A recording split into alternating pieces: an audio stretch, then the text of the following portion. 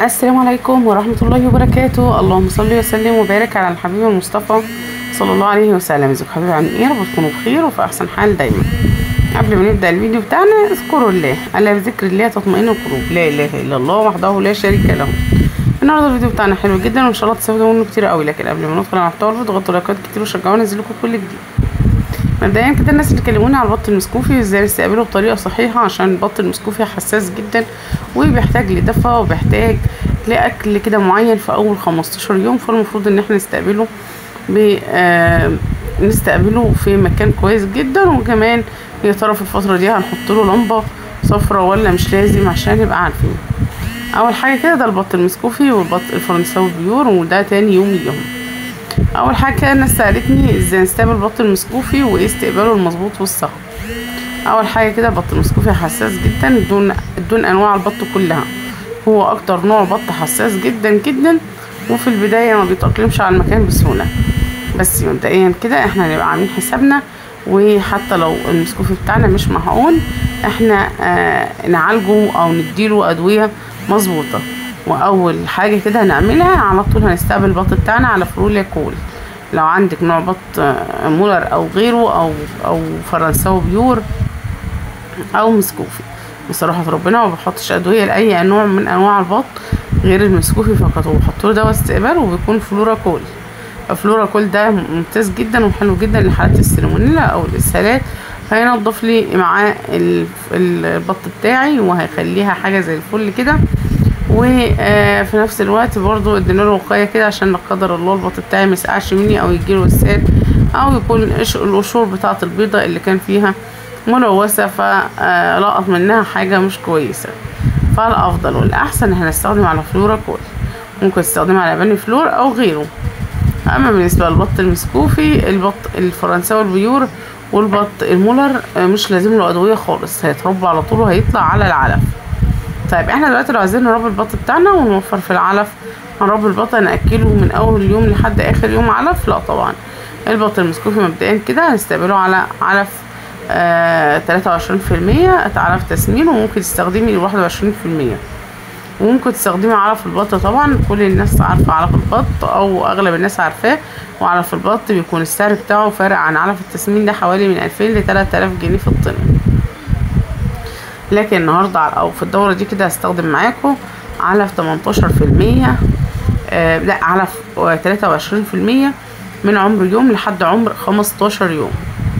وبعد ال 15 يوم هدي علف خشن 21%، وهدي العلف 21% ده لحد عمر 25 يوم، يكون علف صافي يبقى اديناه 10 ايام او اسبوع منه. وبعد كده هبدأ ان انا اجيب بقى اعمل خلطات للبط.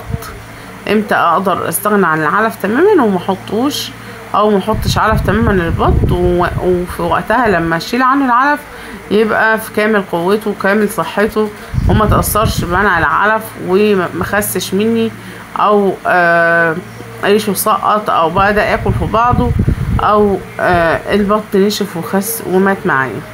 الحاجة الوحيدة اللي ممكن نعملها تخلينا ما نستخدمش العلف في الدورة بتاعتنا وهو السمك.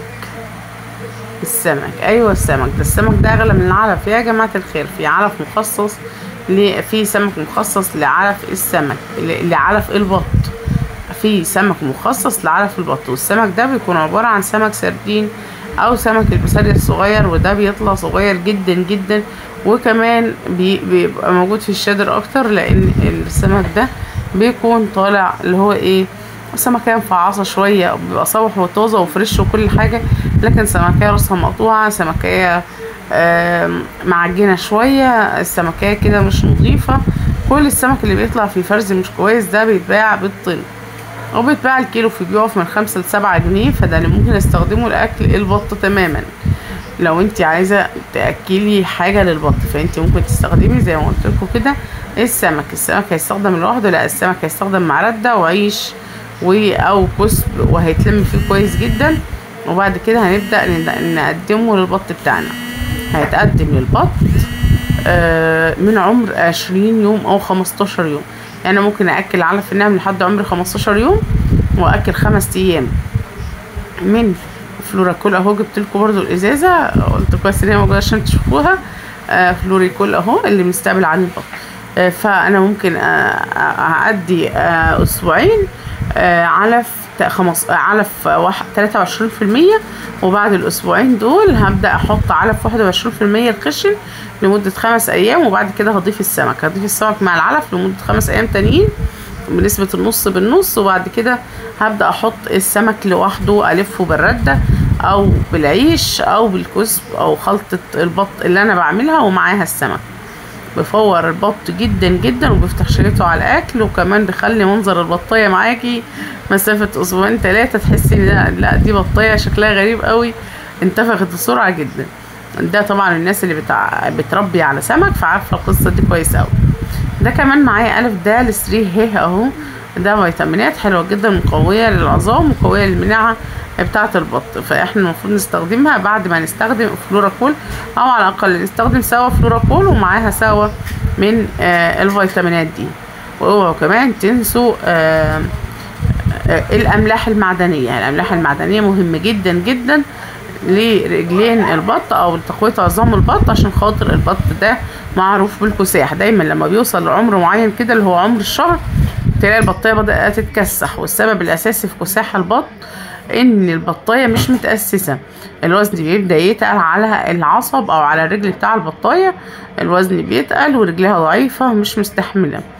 ليه؟ زي ما قلت لكم كده مفيش اساس للعظام بتاع الطيور، فاسس العظام بتاعهم ونزلي املاح وفيتامينات لمده من 5 ل 7 ايام في المرحله الاولى، حتى لو تقل شويه على رجليه فرجليها هتكون قويه وقادره تستحمل وتتحمل التقل بتاع البط.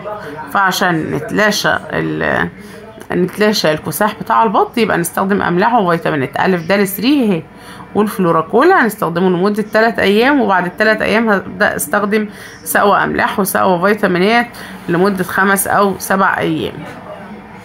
طيب كمان عايزه اقول لكم ان الاملاح بتساعد على طلوع الريش جدا، البطه بتاعتك تلاقيها بتطلع ريش بدري وتقفل ريش معاكي بدري بدل ما تفضل عريانه كده. وطبعا احنا بنبقى نفسنا البط بتاعنا يريش بدري جدا عشان نرتاح من هم الريش، عكس الفراخ البيضه تماما، ما بنحبش الفرخه البيضه تريش بدري عشان لو ريشت بدري مش هتشيل معانا وزن.